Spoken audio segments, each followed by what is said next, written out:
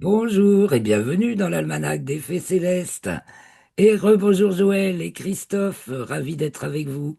Bonjour Pierre. Bonjour. C'est Bonjour super. Christophe. Bonjour Joël. Et bonjour à tous. Nous allons faire les commentaires astrologiques pour la période du 16 au 23 août 2025, la quatrième phase de la deuxième lune d'été nord hiver sud, donc du dernier quartier, le 23 août, décidément, le 16 août. C'est 7h11, je crois bien, à la nouvelle lune, le samedi 23 août à 8h06. Donc, dernière phase de la lunaison. Je vous invite à regarder le bulletin astronomique qui vient qui est mis en ligne juste avant, que nous enregistrons juste avant, pour bien vous connecter au réel de la situation. Donc, les pieds sur terre, la tête dans les étoiles. Qu'est-ce qu'on voit? Qu'est-ce qui se passe? Et parce que ici, dans cette deuxième vidéo, nous analysons la situation d'un point de vue astrologique. Donc, on va essentiellement considérer les thèmes de la période, des constitutions universelles de la période, c'est-à-dire le thème de l'instant du dernier quartier, le thème de l'instant de la nouvelle lune, et cette semaine, il y a l'entrée du soleil dans le signe de la Vierge, donc on va aussi considérer ça. Ah oui, je suis bête, je viens de chercher pour la Vierge, pour le lion. On va parler du signe de la Vierge un petit peu également. Alors on va commencer par ça, tiens. Petit rappel, donc, je partage tout d'abord la fiche résumée. Au fait, merci à vous tous pour vos likes, vos commentaires, vos partages, d'être abonnés. Merci beaucoup et abonnez-vous. Merci. Ce n'est pas encore fait. Tu disais, Joël? Et Bon, oui, merci. Et donc voilà, vous pouvez nous soutenir par un petit pouce, par votre abonnement, par vos commentaires et j'ai plaisir à y répondre. Et puis, même un petit tip, si vous pouvez donner un coup de pouce matériellement parlant pour que la petite cagouille céleste continue à vous pondre l'almanach de phase lunaire en phase lunaire. Donc, moi, c'est Claire Henrion, donc animatrice et chroniqueuse astronomie, mais également astrologue depuis une bonne quarantaine d'années. Et je vous emmène donc de phase lunaire en phase lunaire, vous préparez à voir ce que vous allez voir, à savoir ce que vous ne verrez pas, et à comprendre au mieux, justement, ce que toutes ces configurations naturelles nous amènent à vivre aussi bien individuellement que collectivement. Donc c'est un bon recul pour voir une situation dans son ensemble et pour se comprendre soi-même et comprendre le monde dans lequel nous vivons. Alors j'avais remis cette fiche que vous trouvez dans le bulletin astronomique. Je l'ai mise pour dire le soleil entre dans le signe de la Vierge vendredi 22 à 22h33 en France métropolitaine, soit 20h33 temps universel. Et donc, il va être dans le signe de la Vierge jusqu'au 22 septembre 20h19. Ce sera l'équinoxe d'automne nord, printemps sud. Le soleil entrera dans le signe de la Balance. Voilà, donc il est dans la constellation du Lion.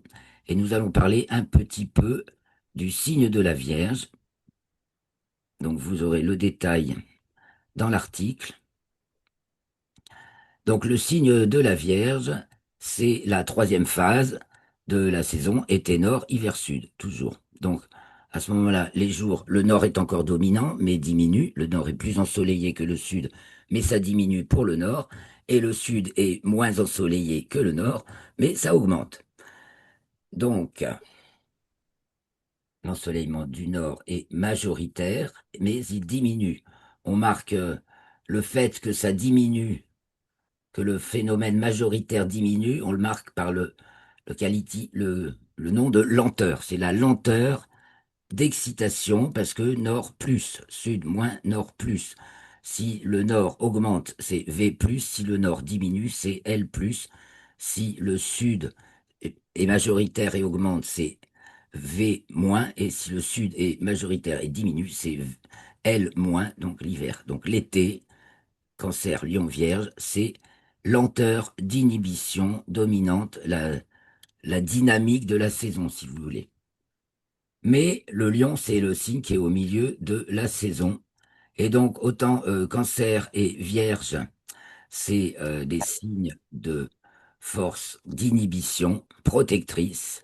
Et le lion, au milieu, il y a l'induction positive qui génère une force d'excitation débloquante. Voilà, la dynamique enfin, de la saison d'été nord, c'est limite, marquer les limites, cerner un espace. Nous sommes dans la carte de l'espace, Cancer, Lion, Vierge. Donc le Cancer marque les frontières, le Lion dit moi je sors de là, c'est moi le roi de ce royaume. Voilà, le Cancer définit les limites de son royaume. Le lion dit c'est moi le roi de ce royaume et la Vierge commence à faire des parcelles parce que ben en fait il y a du monde. Donc il y a la force d'inhibition dominante à la Vierge, force d'inhibition protectrice associée à la force petite force, à la force mineure si vous voulez. Donc une force d'excitation qui est celle de l'automne. Donc la force d'excitation associative, mais elle n'est pas encore bien maîtrisée. Donc elle peut induire des faiblesses. Voilà, la force, c'est l'inhibition protectrice à la Vierge et la faiblesse ou la petite force, c'est l'excitation associative. On a envie d'associer, mais on ne sait pas bien faire encore. On est gêné aux entournures, alors c'est pour ça que la Vierge va créer des parcelles, va faire des tiroirs, des étagères, des cases pour tout loger dans l'espace. Donc, polarité directrice, inhibition. Alors, résumons les formules conditionnalistes du signe de la Vierge. Donc, la polarité moins, grande force d'inhibition protectrice comme formule majeure et petite force d'excitation associative comme formule mineure. La saison, donc on résume, lenteur d'excitation, donc lenteur pour inertie car la polarité, ou lenteur, parce que la polarité dominante décroît, et plus pour nord, associé en formule mineure à la vitesse d'inhibition, voilà, typique de l'automne, majorité, force de l'automne. Donc en mineur à l'été encore et à la Vierge encore. Donc vitesse d'inhibition. On ne gère pas encore bien l'évitement et le freinage et l'évitement. Et donc, c'est une période équinoxiale, la Vierge, hein, c'est la période juste avant l'équinoxe. Donc, nous sommes en sens des contraires, phase sens des contraires, ou en mineur, phase égalitaire. C'est-à-dire, soit on perçoit la qualité des contraires, soit on dit, oh ben, c'est kiff-kiff, c'est pareil, il y en a autant.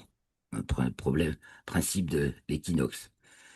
Donc, la formule opposée à celle de la Vierge, bah, c'est des poissons. Le signe opposé sur le zodiaque, c'est les poissons, hein, qui sont, eux, en force d'inhibition extinctive. C'est de l'inhibition, mais là, extinctive chez les poissons. Et petite force d'excitation naturelle, celle du printemps. Ils sont en lenteur d'inhibition majeure. L'été, c'est lenteur d'excitation majeure. Donc, ils sont bloqués sur le frein. Enfin, ils sont à l'arrêt en contemplation. Et la, pe- la- la formule mineure de la dynamique, c'est la petite vitesse d'excitation, donc V+, et c'est le sens des contraires. Ah bah dites, je vois une bêtise dans mon article. Il va être temps que je le corrige. Très bien. Ça alors. Ensuite, c'est aussi l'inverse. C'est-à-dire qu'au point de vue des formules, c'est l'inverse de la balance. La Vierge, c'est l'inverse de la balance. Autant Vierge et Poisson, c'est comme opposé. Donc, par exemple, en mathématiques, bah, c'est comme 4 et plus 4. Et par rapport à l'inverse, le signe de la balance, Vierge, Balance, c'est comme 4 et un quart. Voilà. Donc, on a la force de la Vierge, c'est la faiblesse, ou du moins la qualité majeure de la balance, c'est la qualité mineure de la Vierge, et inversement. Voilà. Alors, je ne vais pas trop non plus m'attarder là-dessus. Vous allez retrouver ça dans l'article, bien entendu, dont le lien est dans la description de cette vidéo. Alors là, je vous avais quitté, mais j'étais avec vous. Et nous allons Ah ouais, je voulais vous montrer les images quand même. Alors, je vais partager, je vais vous illustrer, illustrer de mon mieux ce signe de la Vierge. Ben non, c'est pas celle-là. C'est pas celle-là. Donc, c'est là. Hop, hop. Non, c'est pas celle-là. Bon, si je trouve pas, on va passer. J'ai eu peu de temps. Ah, si, voilà. Donc, nous allons regarder la force, la grande force d'inhibition protectrice, typique de la Vierge. C'est des petits dessins humoristiques de Jean-Pierre Vézien, c'est quand j'ai appris l'astrologie dans les années 80. Et donc voilà, la fonction de force d'inhibition protectrice typique du Cancer et de la Vierge. Le lion, lui, saute au-dessus du parasol. Ensuite, qu'est-ce qu'on a qui concerne? Alors, la petite force d'excitation associative est également associée du typique du signe de la Vierge, c'est la fonction mineure. Alors, il s'est pas associé, quoi. Il voulait manger des. Il cherche que des pommes. Donc, plus de pommes. Mon estomac se sent bien seul y avoir des melons, des raisins, des cerises, des poires et des clémentines. Il sait pas se dire que, tiens, ben, ça peut faire aussi. Ensuite, non, ça concerne pas. Là, ça concerne pas la Vierge. Voilà. La petite vitesse d'excitation. Donc, ben voilà, les signes d'été, ils batifolent encore. Et ils regardent pas devant eux.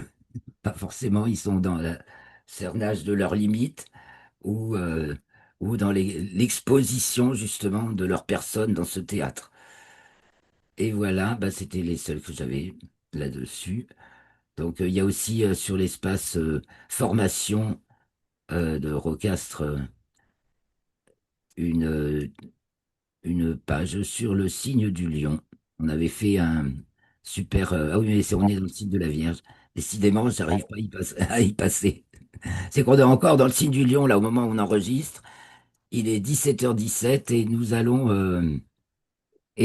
allons regarder les thèmes de cette saison, de cette période. Voilà, je remettais le jus à mon ordi. Donc, j'arrête ce partage, je vais en faire un autre. Donc, les thèmes maintenant. On va voir où c'est qu'on en est ce coup-ci.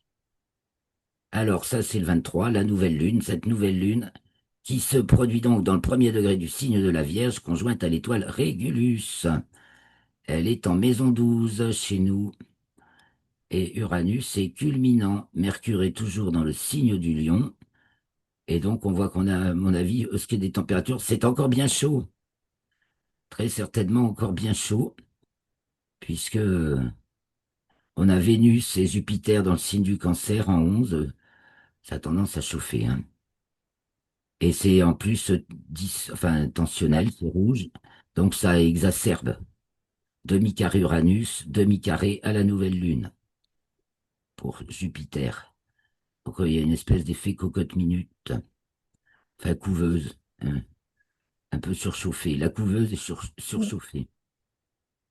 Et en plus, Mercure en Lion et sextile à Mars. Donc ça va plutôt être un activateur, mais bon, peut-être avec un peu d'air quand même. Voilà. Après, il y a une dose de... C'est encore bien chaud, hein. Saturne et Neptune sont encore en bélier. Je rappelle que en héliocentrique, Saturne est encore un poisson et Neptune déjà en bélier. Mais en géocentrique, elles vont revenir dans le signe du poisson dès début septembre. Dès début, oui, c'est ça, dès début septembre. Ce qui fait que ça devrait ramener de l'humidité, ça, hein. Mais pour l'heure, à cette nouvelle lune, c'est encore bien chaud. Et alors, il y a quelque chose de très élevé là-haut, hein, Uranus en 9, en Gémeaux. Un Uranus qui est également toujours en taureau en héliocentrique, hein, et qui n'est pas encore tout à fait, qui arrive qu'en janvier, je crois, en Gémeaux en héliocentrique. Donc, il y a un côté multiplicateur avec les Gémeaux et diffuseur de l'énergie, hein, c'est le principe des Gémeaux. Mais en fait, la qualité intrinsèque de notre Uranus est encore très canalisée en taureau. Donc Voilà, c'est vraiment Uranus-Taureau, c'est le canal, hein. Canal d'énergie, et en même temps, ça y est, ça part déjà, ça se diffuse. Donc peut-être que au niveau justement des connaissances et des découvertes et des inventions dans le domaine de l'énergie, il devrait commencer à s'en délivrer quelques-unes et voir arriver nouveaux concepts de l'énergie. Évidemment, ça c'est en positif. Sinon, on rentre dans par contre, c'est aussi le côté faisceau, donc fasciste, qui veut tout mettre derrière une seule tête, d'une superstructure, hein. Uranus désigne la tête d'une superstructure et qui veut tout le monde dans le même canal, donc en imposant une culture superficielle. Voilà, vous voyez sans doute de quoi je veux parler. Alors, soit on a le choix, on concentre son énergie et sa vision pour se propulser justement de manière beaucoup plus intelligente, novatrice, gaie, joyeuse, tout ce que vous voulez. Et j'entends des voix dans le fond. Bon, c'est pas vous. C'est Non, bizarre. Il y a du monde dans cette classe. Voilà donc la nouvelle lune. Qu'est-ce que t'en penses, Christophe? Elle nous tire vers le haut, hein, mais par contre, va falloir se ranger. Là, elle n'est pas confortable. Elle est en 12 et dissonante, hein, à Uranus et à Jupiter, donc à tout ce qui est ordre. Il y a au niveau de l'ordre, bah, c'est le désordre. Ça, tout est fragmenté. C'est le signe de la Vierge. Et on dirait fracturé, fragmenté. Ça répond plus aux ordres. Ça bloque. En revanche, bon, bah, les choses avancent indépendamment de notre volonté. Ou du moins, faut être sur le grand vaisseau, quoi. C'est pas les planètes, Saturne et les trois transsaturniennes sont à l'occident du thème et toutes les planètes représentation existence, donc celle du plan de notre existence ici-bas, sont du côté oriental. Donc ça nous parle aussi qu'il faut vraiment se prendre en main, se gouverner, devenir souverain de de son propre royaume, justement, de gérer son énergie et se projeter et avoir du discernement. Je suis effaré par le manque de discernement. Surtout des gens qui s'emballent. Alors tous ces gens qui très très bien dénoncent tout un tas de tous les mensonges, tout ça, ce avec quoi le peuple s'est laissé tromper, s'est fait tromper depuis des décennies. Mais alors ils tombent tous dans un piège, à mon avis, qu'on leur a tendu, c'est de croire qu'on n'a pas marché sous la Lune. Ils répètent les derniers blabla de la dernière commère, qui depuis des années déjà décortique les 10 mêmes images et les 10 mêmes extraits de vidéos pour vous dire qu'ils n'ont pas marché sur la Lune. Quand vous avez vu les 4000 images qui avaient été, les 4000 photos qui avaient été prises par les missions Apollo, et que vous avez un peu plus de connaissances sur le sujet, vous dites, mais c'est triste. Moi, j'ai vraiment l'impression qu'un piège a été tendu à tous ceux qui allaient ouvrir, enfin, qui allait l'ouvrir justement sur tous les scandales concernant le ciel en particulier, donc les chemtrails pour pas les nommer, c'est venu pour noyer le poisson et confondre justement les dénonciateurs de ce qui se passait dans le ciel. Voilà ce que j'en pense de mon point de vue de un peu astronome quand même et un peu au courant de ce qui se passe dans la sphère astronautique. Franchement, seule l'astronomie permet d'asseoir vraiment son discernement. De tout temps, les découvertes ont été prouvées par l'astronomie ou pas. Si ça tient pas la route par l'astronomie, c'est que ça tient pas la route. Et ça tient pas aussi la route par l'astrologie, parce que justement, on comprend mieux pourquoi à cette époque on a pu faire ça et pourquoi après on a remis en question le fait qu'on l'avait fait et qu'aujourd'hui, là, ça fait maintenant une trentaine d'années que c'est remis en question. Et bon, ça ferait un sujet complet. Alors, je vais pas m'éterniser dessus. Je vais peut-être revenir sur le dernier quartier. On va faire en rétrospective et le soleil dans le signe de la Vierge, ce qui se produit juste avant. Donc, la nouvelle lune, elle arrive elle arrive juste le lendemain de l'entrée du soleil en Vierge. Et donc, ça va nous marquer le mois qui vient, donc jusqu'à l'équinoxe, jusqu'au 22 septembre. Donc, c'est chaud, chaud, chaud, hein. Et puis, bah, il y a des fortes amitiés, hein, Vénus et famille, et aussi des forts clashs dans ces amis, dans ces liens d'amitié et de famille. Mais Vénus fait un beau trigone, va faire quand elle va rentrer en Lion, parce qu'il est encore en signe en carré, là pour l'instant. Et donc quand Vénus va entrer en Lion, elle va faire un beau trigone à Saturne et Neptune, donc ça va amener un grand cœur et je pense, le partage d'expériences. Voilà, donc on a parlé de Mercure en Lion, alors on va revenir en arrière. Regardez l'entrée du Soleil en Vierge le 22 août à 20h33 TU, temps universel. À ce moment-là, ascendant Bélier, Jupiter au fond du ciel avec Vénus. Donc la Lune est encore en Lion, le Soleil entre en Vierge et Pluton culmine. Il n'y a pas de grand-chose dans les angles à proprement parler, si ce n'est Jupiter en Cancer et bien tendu lui aussi. Là, il fait encore un carré à Mars. Bon, à l'entrée de la Lune, le carré à Mars n'est plus compté. 6 degrés d'orbe. Donc un carré... ben non, c'est un carré appliquant. Donc il est dans le thème suivant. C'est un carré appliquant. Ah bah oui, je l'ai peut-être pas assez noté tout à l'heure, ouais. Donc un rapport de force. Un rapport de force. Mars-Jupiter, c'est le bras de fer. Surtout que là, donc Mars balance, Jupiter cancer. euh, la gouvernance du pays qui balance, qui bascule. Avec le gros chalutier. C'est l'énorme chalutier qui bascule. De toute façon, ça bascule. Évidemment, le côté conservateur du cancer s'accroche à ce qu'il a. Donc, on a encore, non, on peut encore voir du rodéo, mais c'est de plus en plus spectaculaire.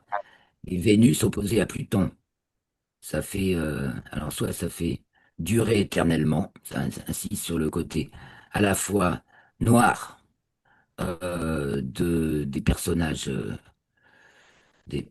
en vue, voilà, qui, alors détendus par Saturne et Neptune en Bélier,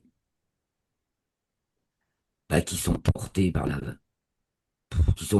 la vague, mais bon, voilà, par une mouvance aveugle, là, hein, c'est-à-dire justement tout ce qui se trame dans les bas-fonds et qui est violemment, enfin fortement combattu en ce moment. Et j'entends tout le temps ah ah, il y a quelqu'un qui parle. Pourtant Christophe a coupé son Non. micro. C'est bizarre. Bon, vous direz dans les commentaires si vous avez entendu des ah ah. Et donc en Hélios, ben voilà, Vénus est entrée en Gémeaux, Non. Mercure va être conjointe à Uranus, et ensuite à Vénus, on a les deux rapides autour d'Uranus. Donc ça amène beaucoup de prise de conscience. Mars est carré à Pluton, on est dans le et en Hélio, j'ai dit Mars est en Scorpion. Donc les claques de Mars qui se passent dans les coulisses là un petit peu, elles sont violentes, hein, ça mord. En ce moment, Mars en Balance est très mordant. Il va au fond, en tout cas, il va au fond des problèmes, hein. Et il s'attaque vraiment au nœud du problème. Ça passe ou ça casse, là, on peut dire. Et la Terre est trigos, donc ça lui donne de la dynamique, du dynamisme. Vénus et Uranus sont trigones à Pluton. Là, nos trois planètes de transcendance sont toujours en aspect harmonique depuis début 2024, hein, ce qui veut dire que vraiment on est protégé, béni par toutes les forces supérieures, invisibles, euh, qui nous accompagnent vraiment dans cette grande mutation, dans ce grand tournant civilisationnel où ben, on monte d'un étage où on passe pas, quoi. Donc c'est le whiting, comme c'est un terme que j'ai retenu de rock soccer, même si je retiens pas tout parce que je trouve qu'il manque beaucoup de discernement.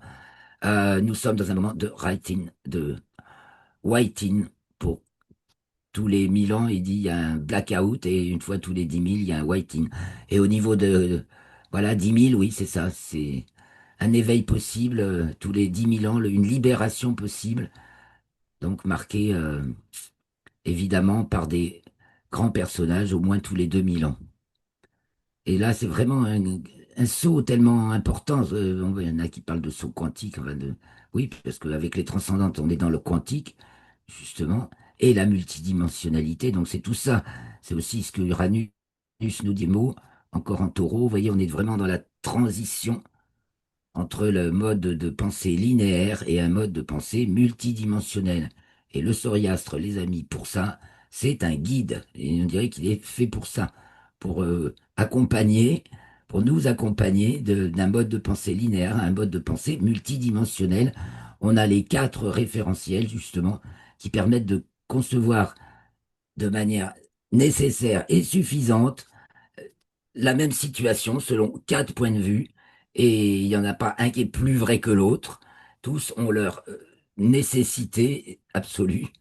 Donc le point de vue du sujet en soi, comment le sujet qui considère la chose, le sujet en question, vit à l'intérieur. Donc ces différentes polarités énergétiques dans les heures de sa journée. Comment au niveau de l'objet commun ça se passe pour l'objet commun qu'on a avec tous les semblables, entre tous les semblables. Donc c'est un peu le point de vue social conventionnel, si vous voulez. Et en tout cas, astronomiquement, c'est le point de vue géocentrique dans le plan de l'équateur. Et puis, vous avez le point de vue de l'instant, de ce que se partage, de ce que transforme le sujet sur la scène, voilà, justement, de cet objet commun de notre Terre. Et donc là, comment le sujet interagit dans dans l'espace-temps sur la Terre. Et puis là, hors espace-temps, parce que c'est le sujet qui crée son espace-temps. La Terre creuse son espace-temps, le sujet creuse son espace-temps à son échelle, la Terre creuse son espace-temps à son échelle. On est déjà pris entre notre espace-temps personnel, nos rythmes cycles personnels, et l'espace-temps de la Terre, que ça, on partage tous les mêmes jours et les mêmes saisons, même si on les vit sous des latitudes et à des heures différentes. Et donc, je reviens hors espace-temps, le point de vue du Soleil. Vue du Soleil, enfin si, ça crée l'espace-temps du système solaire. Mais on est plus, c'est plus le même temps, quoi, voilà. Et là, on a le point de vue de l'intérieur en soi, plus en soi tout seul, mais de l'intégration, justement, qu'on a intégré tout le monde qui nous entoure et qu'on revient sur soi et qu'on revisite ses valeurs. Et donc, voilà les quatre points de vue strictement nécessaires et suffisants. Donc, cette période du soleil en vierge, eh ben, on dirait qu'on va, ça va être tendu dans le champ social, hein. Bon, je vous apprends rien. Le champ social est tendu, voilà ce que ça dit en quatre, hein, Jupiter en cancer et Vénus, va-t-il y avoir un choix? Alors en deux, il y a besoin hein, d'une nouvelle figure. Une, et là pour l'instant, on dirait surtout qu'on en voit péter. Voilà, on jette Mercure en Lion.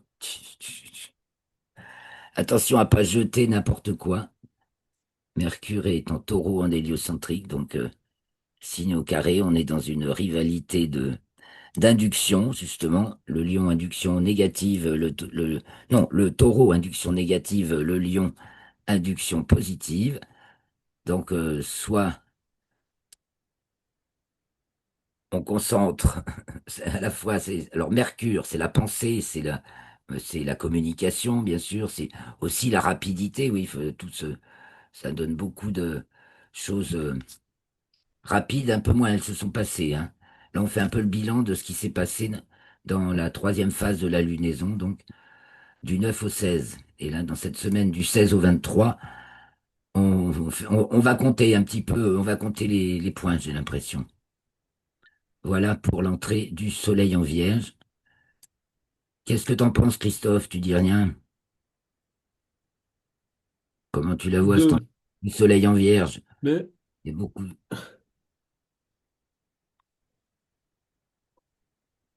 Ben, bon, déjà, on voit le Pluton sur le point de la température. Alors, est-ce que ça va donner?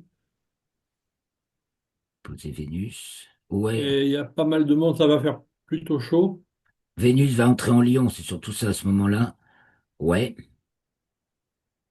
Encore chaud, oui, je Alors, pense qu'on a chaud Jupiter, jusqu'à présent. il est conjoint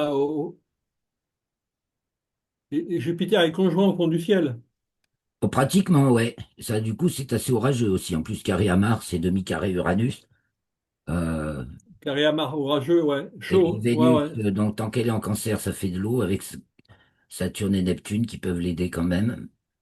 Donc, ils sont en Balance, en Bélier. Et Et puis cette 5 Uranus, avec les rapides là, Mercure et la nouvelle Lune, enfin la vieille Lune ouais. en 5, ça s'agite. Le peuple s'agite. Même agit, hein. Il y a de l'échange, il y a du dialogue, mais c'est en coulisses puisque c'est en 6. Mars est en 6. Mais il y a du spectacle aussi, forcément. Alors, il y a du spectacle hein, avec Mercure en Lion en 5. Il y a des confitures peut-être en spectacle aussi.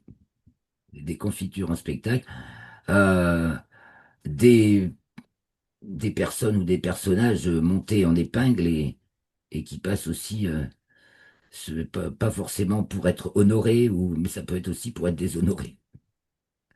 Sur la scène. Hein, parce que 5, la 5 en Lion, ça va avec. D'ailleurs, l'ascendant, voilà, la maison 1 est avec le Bélier, la maison 5 est avec le Lion, ça c'est coordonné, tiens. Et donc, il y a du spectacle, du pantomime aussi, on se moque avec Mercure, hein. Mais c'est un Mercure harmonique à Mars, donc il y a beaucoup de tours de passe-passe aussi, de prestidigitation. Voilà. Et donc, pour parler de cette semaine, on va faire un retour rapidos sur le thème du dernier quartier. Ah ben je l'ai pas. Bah, pourtant je l'avais, hein. Le 16, ah ben c'était pas dans l'ordre. Le 16 à 5h11, donc dernier quartier de lune, et là la lune est carré Uranus en 10. À mon avis, on- à ce moment-là, au moment du dernier quartier à peu près, c'est la 10, donc ça vient d'être acté. On a vraiment un truc, une nouvelle, quoi, surprenante. Quelque chose qui défraye la chronique, qui nous élève demi-carré à Vénus. Euh, il y a quelqu'un qui prend une claque, hein, une dégringolade, et c'est donc en 11. Attention, bien sûr, aux faux amis et à ceux vous, qui vous en foutent plein les yeux. C'est aussi peut-être, ça reparle peut-être aussi de cette polémique sur l'émission Apollo. Parce que j'insiste un peu, mais je trouve que c'est un sujet sensible, parce que quand on est sur un combat, ben, il n'y a rien de plus bête et affligeant que de tomber dans un piège.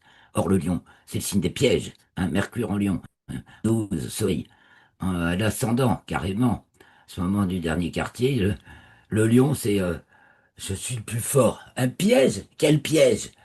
J'ai tout compris, parce que les gens qui vous prétendent qu'ils n'ont jamais marché sur la Lune, ils sont sûrs d'eux, ils ont rien, ils ont tout compris, ils ont tout capté. Et c'est vraiment l'attitude qu'on voit là. Et moi, je me méfie des choses qui font déraper les meilleurs combats, quoi. C'est trop affligeant. Or, on a bien des pots de banane avec Saturne et Neptune, hein. Et on y va tout seul, hein. C'est aussi la facilité quand les aspects sont en bleu, hein, les aspects harmoniques. Donc, sinon, on a un beau thème bien structuré avec juste une petite pédale wah-wah et qui grince un peu avec Vénus en Cancer en 11.